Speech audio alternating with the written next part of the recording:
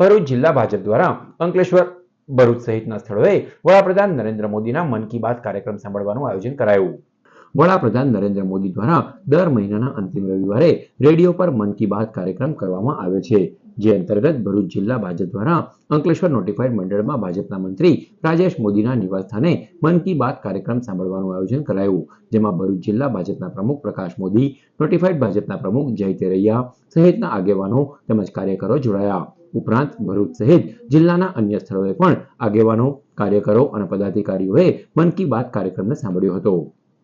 અંકલેશ્વર મુકામે નોટિફાઈડ એરિયામાં booth number 194 અને આ નરેન્દ્રભાઈ મોદીનો 122 નંબરનો એપિસોડ નિહાળવા માટે આજે અહીંના આગેવાન, કાર્યકર અને સંગઠન મંત્રી શ્રી હેમંતભાઈ મોદીના ત્યાં નિહાળવા માટે મોટી સંખ્યામાં સૌ ઉપસ્થિત થયા છે.